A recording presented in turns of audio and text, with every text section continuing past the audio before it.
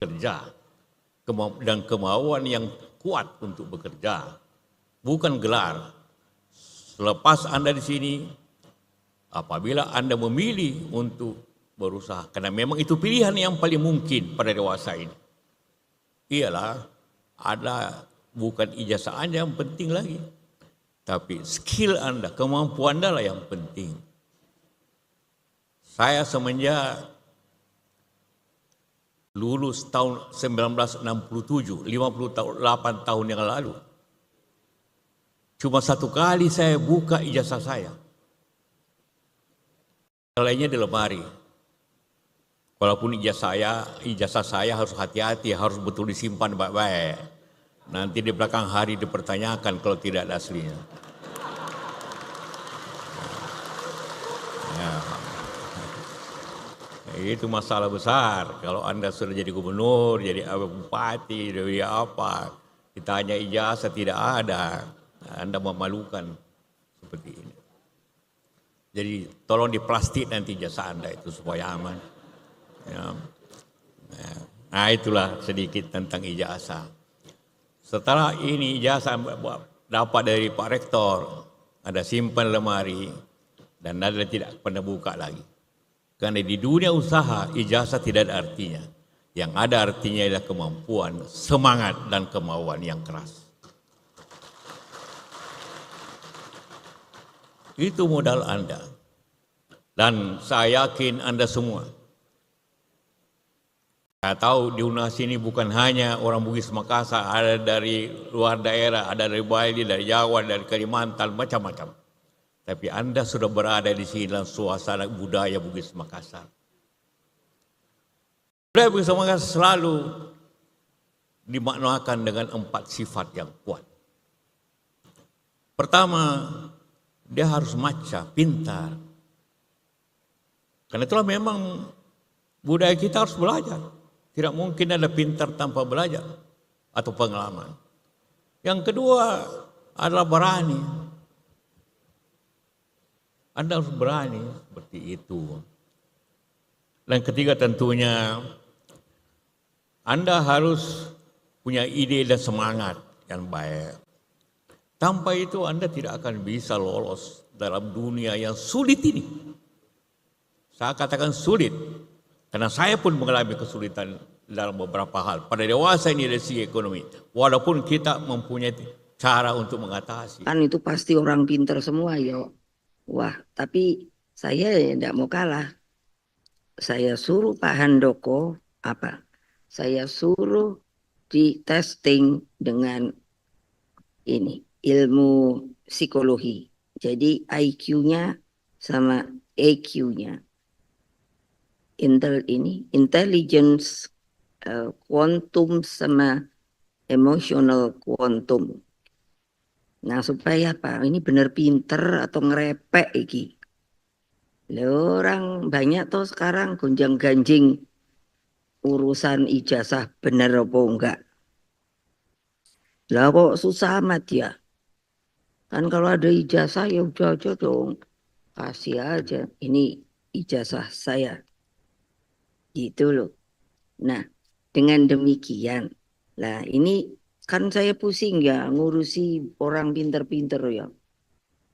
Terus waktu saya pertama kali bertemu supaya pastikan pikiran orang pinter tuh wah suka menuju kemana lah. Kadang melayang-layang. Jadi saya juga mesti memperkenalkan dong. Saya sendiri juga bingung sebetulnya. Kenapa? Loh, tapi saya punya bukti. Jadi kata orang, profesor saya 3. Terus dokter honoris causa saya 11. Masih nunggu lagi 4. Makanya yang saya bilang loh, saya kok bingung. Lah kok saya profesor aja 3. Lah tapi bingungnya saya kan apa itu namanya? Mesti tesis lah, mesti apa segala ya. Nah saya jadi banyak tanya dulu dong sama orang pinter-pinter. Saya terima apa tidak? Oh itu penghormatan Bu. Apalagi kalau dari luar. Oh gitu toh. Itu sudah lebih katanya sama orang yang sekolah membuat untuk disertasi. Oh gitu ya. Ya saya terima saja. Nah, apa maksud saya? Kalian kan di sini banyak juga ya orang pinter ya. Mbok ya, urusan haki nih. Nah, saya menuju ke urusan haki. Beliau ini sebetulnya kan seknek saya. Oh, beliau kalau saya boleh kasih angka, ini jempol gini.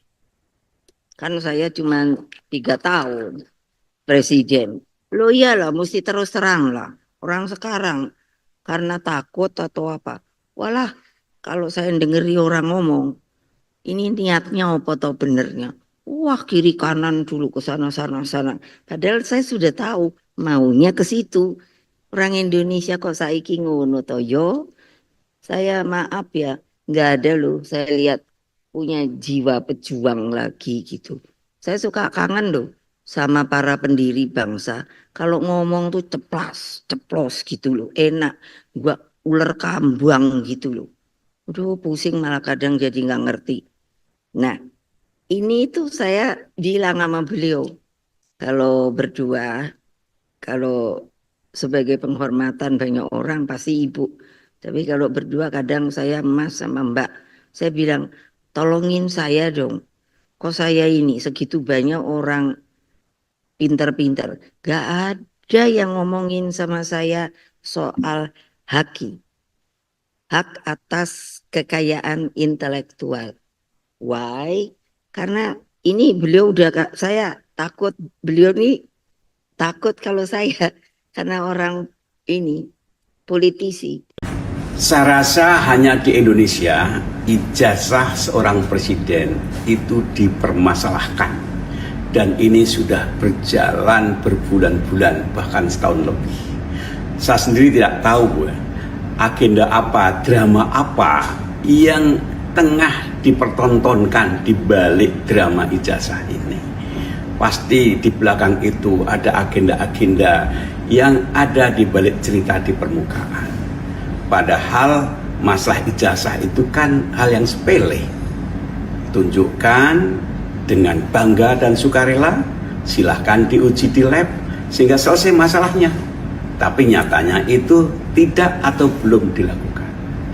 Yang menjadi pertanyaan saya adalah kalau masalah yang mestinya sepele saja membutuhkan waktu lama, bagaimana kita akan menuntut penyelesaian korupsi yang jumlahnya triliunan, melibatkan banyak aktor, institusi dengan modus money laundering, sekian banyak institusi dan orang di dalam maupun di luar negeri juga terlibat. Jadi mestinya penyelesaian berbagai penyimpangan hukum termasuk korupsi itu hendaknya dilakukan dengan segera.